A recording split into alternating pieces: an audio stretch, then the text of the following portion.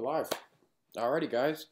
Welcome to the first ever inaugural Breaking Ground Best Ever MMA podcast, strikebystrike.com, brought to you by strikebystrike.com. I'm your host, Johnny Barthalt. So, kind of the groundwork for today, a couple things that we're going to try to accomplish. Number one, I'm going to try not to suck. So, make no guarantees. First ever podcast, might be some suckage, might not be some suckage. Number two, I'm going to try to look handsome for you guys the whole time. Also, no promises, but got to get the ladies involved, a little MMA news, or the guys. It's 2017, so hey, whatever you're into.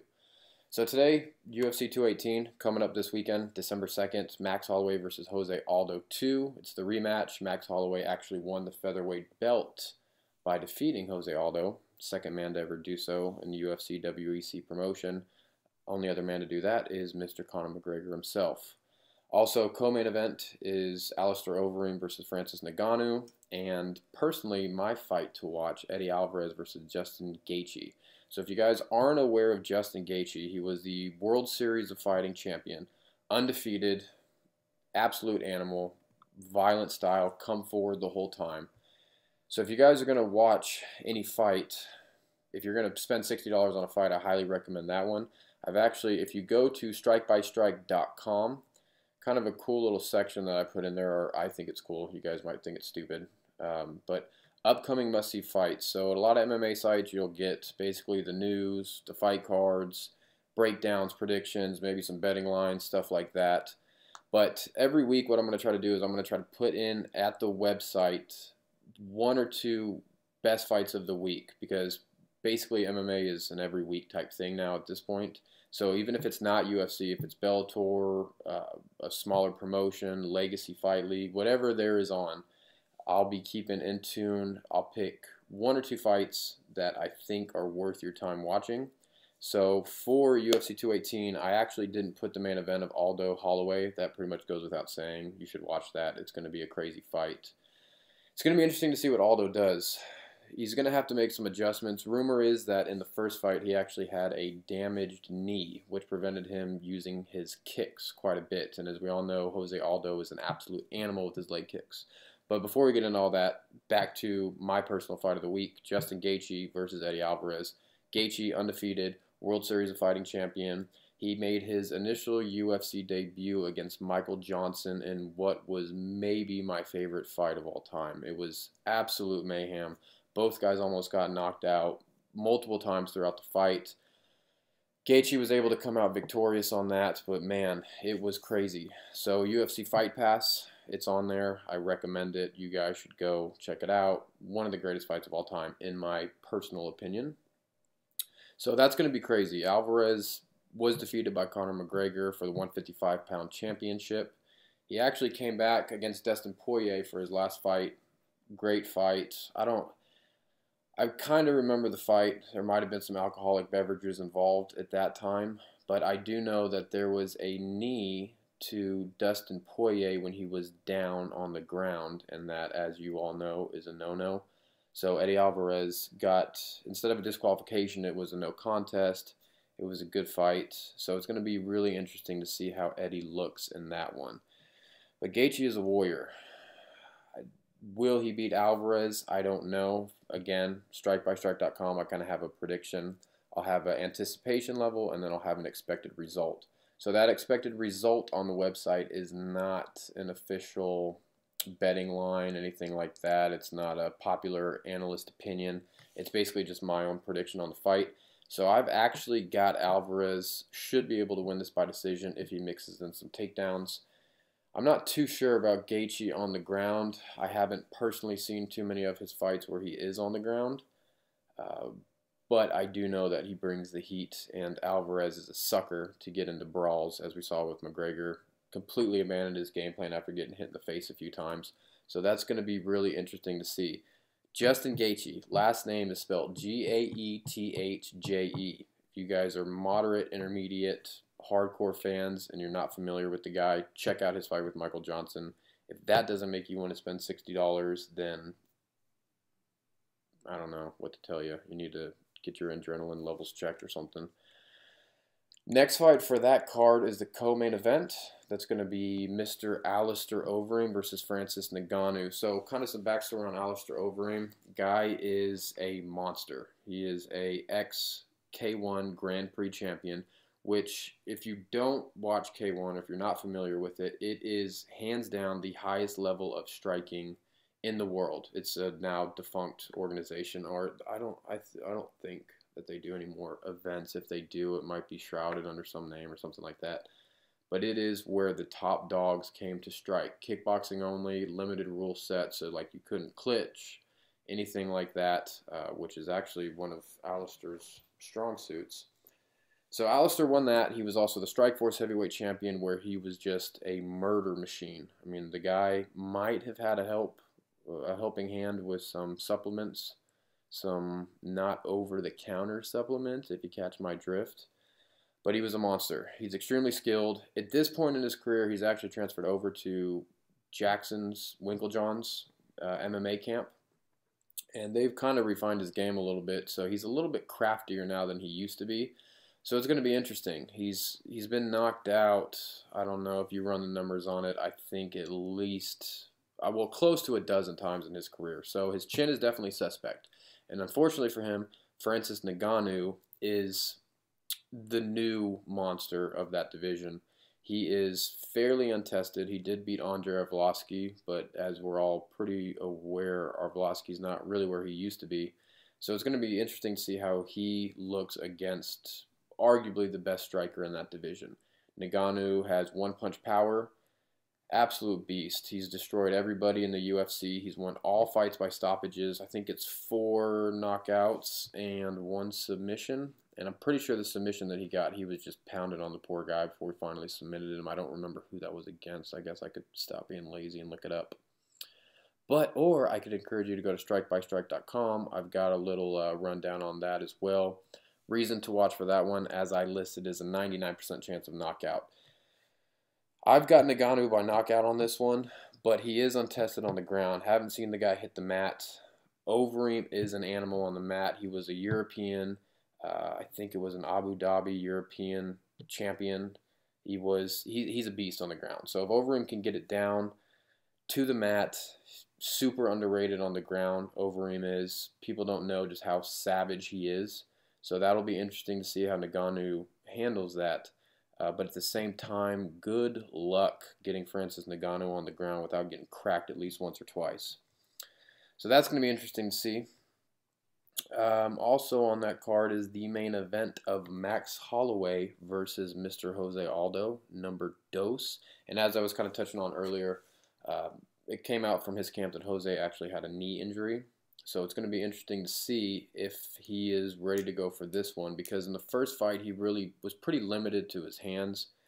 As we know, Aldo's low kick is just one of his best weapons. I mean, he's ended dudes just with low kicks alone.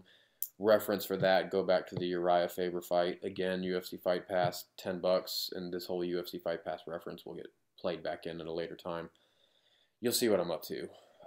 But check out Jose Aldo, his fights against Uriah Faber, Chad Mendez, where his leg kicks were just absolute destruction.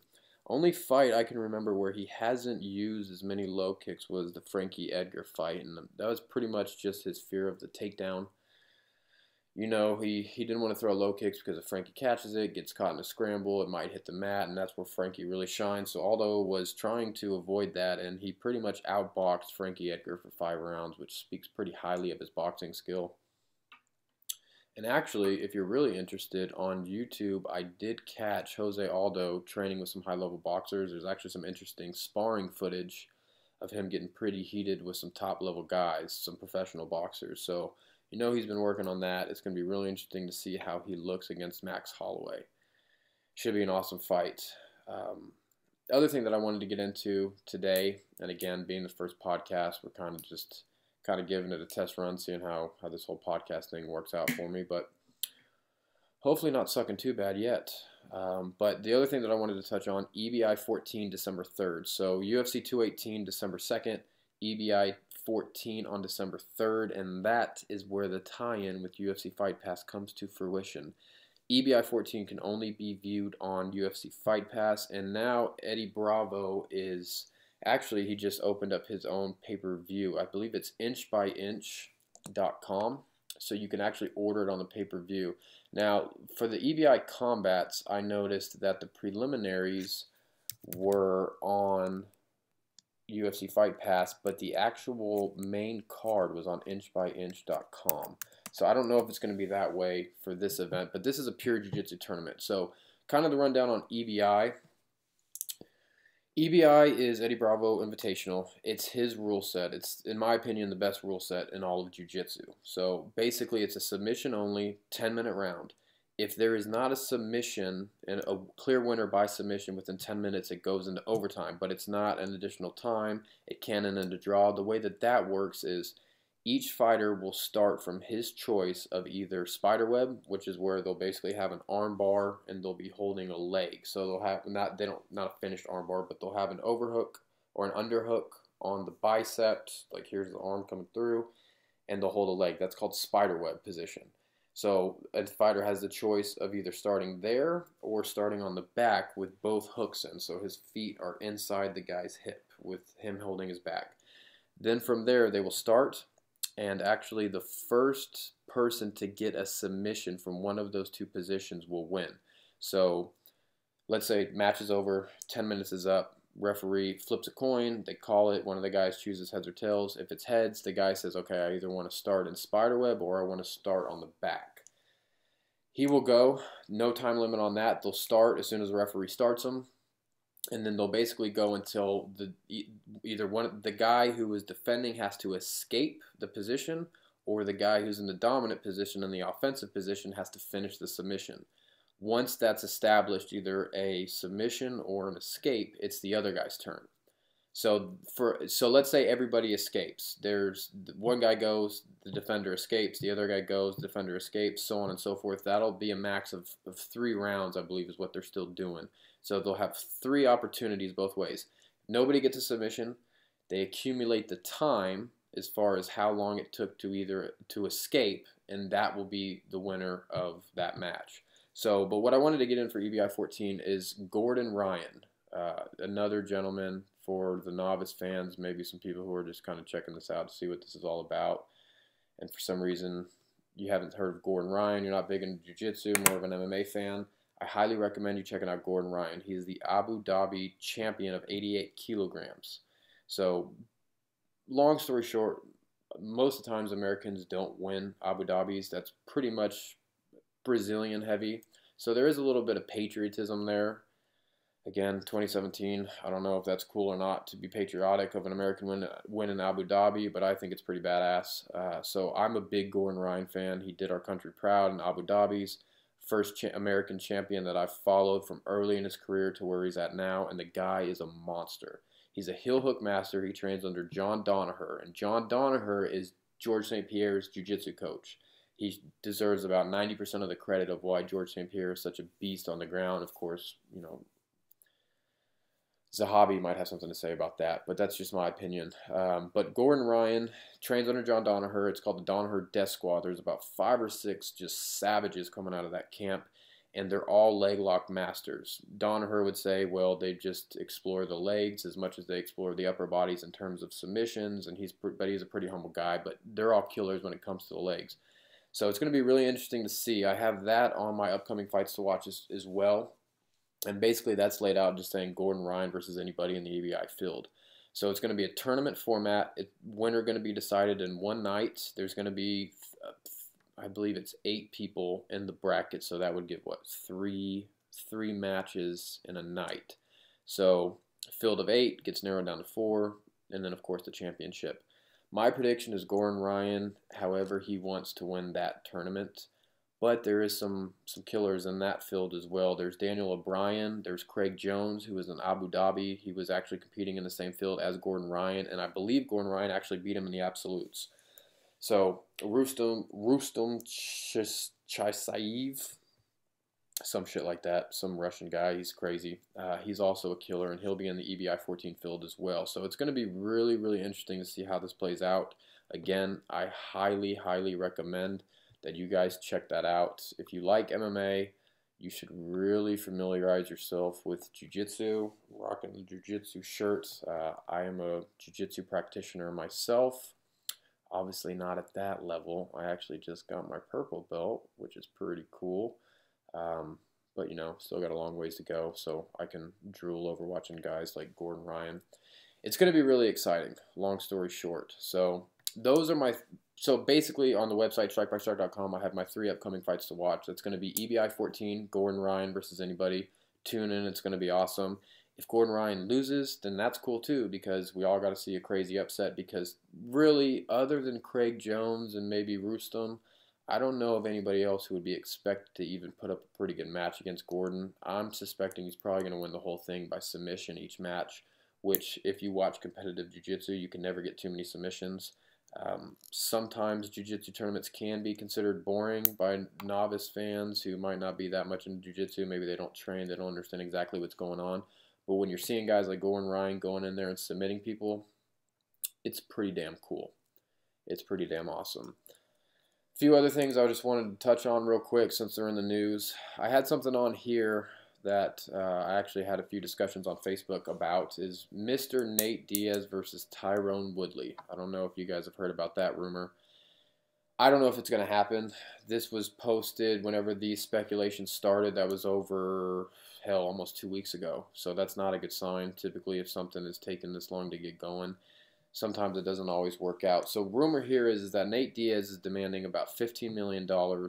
Show money is essentially what that is. So he's basically demanding $15K just to walk into the building and get in the cage. That's a pretty huge purse in the UFC. I believe Conor only made roughly, I think it was like $5 million show money against Nate in the UFC. Now that doesn't include pay-per-view cuts, which I'm sure Conor's getting. I'm sure he's getting a part of the gate. I'm sure there's multiple other ways that Conor's making money. So he made a lot more than $5 million. But for Nate Diaz to ask for $15 million show, if I'm not mistaken, that would be the largest show purse I've heard of in the UFC. I try to keep an eye out on all that stuff as far as what these guys are getting paid, because I think it's interesting. You know, guys willing to take permanent brain damage, how much they're willing to get into the cage for, which is pretty nuts. But I'm super excited for that if that does happen. I don't know if it will. The UFC needs to pay Nate Diaz $15 million because I believe he's well worth that. This pay-per-view should probably get upwards of 1 million buys, which is big for the UFC. They just got purchased by WME for $4 billion, and they're needing stars. This matchup makes sense. Everybody's going to pay for that, even if they hate the matchup. A lot of people are bitching. Nate doesn't deserve it. He just lost his last fight at welterweight to Conor McGregor.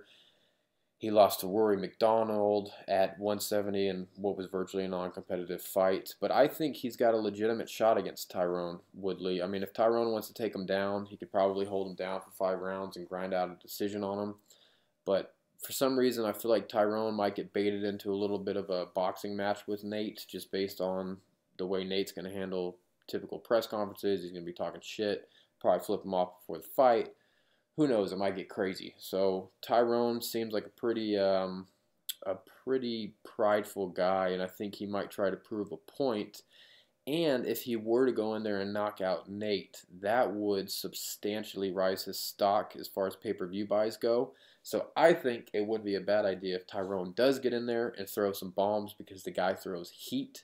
So I would, if I was Tyron, I would look at this as an opportunity. Maybe take the first round, throw some major heat at Nate, see if you can knock him out. If Nate starts dragging him into deep waters, Tyron has been known to gas. So if it goes 4th, 5th round, it's going to be real interesting to see. Then you might see the wrestler come out and Woodley, and he might take the fight to the mat.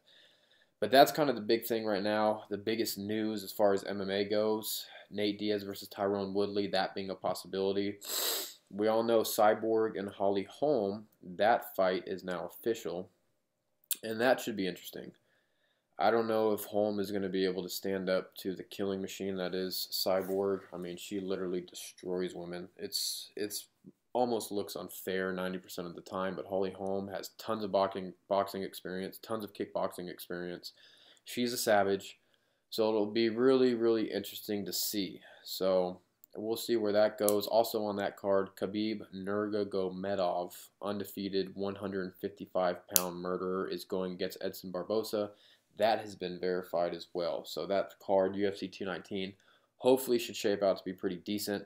That's also the card that Tyrone Woodley versus Nate Diaz, if it does happen, that's the targeted card. UFC 219, that's going to be December 30th. So it'll be interesting to see. But that's really all I wanted to go over with you guys today. Again, first podcast. This is hopefully going to be the first of many. Really, you guys will be the judge of that. Well, you might not be. I don't know. I'm going to do this as long as I find it fun. It's a pretty cool thing. Unlike a lot of these podcasts, I don't really think I have that much enlightening stuff to add, I might say. You know, I'm the type of person where I don't typically give my opinion unless I'm asked for it, but I do love podcasts. I love watching podcasts. I love listening to podcasts. I love MMA whenever I'm together with my friends. Virtually, no, it's not all we talk about, but it's a good majority of what we talk about. So I'm excited to get this thing going, see where this goes. Even if it's just something I do for fun, it's going to be the way we roll. So we're going to get this thing going. Hopefully I can give you guys some good news, some good insights, some fun tips. Keep an eye out on strikebystrike.com. That website is going to be where I'm going to basically upload these podcasts. Also, what I'm going to try to do is, there's not really an outlet for live coverage of fights. So let's say you're on the road, you're out, you can't watch the fights, you just want to kind of hear play-by-play action. So the goal of Strike by Strike, that's why it's called Strike by Strike as opposed to play-by-play, because play-by-play doesn't make sense when you're talking about two dudes punching each other in the face. So Strike by Strike is initially was going to be set up as an opportunity for people to listen to live play-by-play. So that's the goal. So I'm trying to work that out as far as how I'm going to get that done. Probably how that will work is I'll have a live podcast going on YouTube, play-by-play analysis, breaking down what punches are being thrown, what positions they're in, who's shooting a takedown, where they're at in the fight at that time, because quite honestly, there's been times where I've been out and I haven't been able to watch the pay-per-views, and if I could have just popped in an earphone, hit a website, instead of illegally streaming it or anything like that, which I'm not too keen on doing. I've never done it before. I'm not a big fan of it. I'm a big fan of the UFC. I believe support the business the right way. But I hopefully will give you guys the opportunity to listen to play-by-play or strike-by-strike, and so you can be kind of caught up on what's going on. Because whenever I'm out and I can't watch a football game, I'm in my car, I like to pop on the radio, listen to the live analysis as it's going, so I have some sort of understanding of what's going on rather than, you know, looking at my phone and trying to read crap. So hopefully that's what Strike by Strike can be. That's what I'm shooting for it to be. It's just going to come down to logistics. Also, if I like doing it, you know, whenever I have UFCs, I like to have people over, have a few drinks, watch the fights, have fun. So I don't know. We're going to see where this thing goes, but this is basically just an outlet to have fun. I'd like you guys to engage. If you have anything interesting to say, if you think I have a shit analysis of something, go ahead and tell me. I love discussing this stuff. So please feel free to drop in. Let me know what you guys think. And hopefully you guys enjoyed this. Hopefully this will be the first of many. So I'll keep pumping them your way. If you guys keep listening, we'll keep making them. All right, guys. Try not to suck. I try not to suck. That's my motto in life. Remember, just try not to suck. Also, comments. Please comment. No putz zone. No putz zone. No putzing around. No putzy shit. Don't be a putz. Thank you guys. Try not to suck.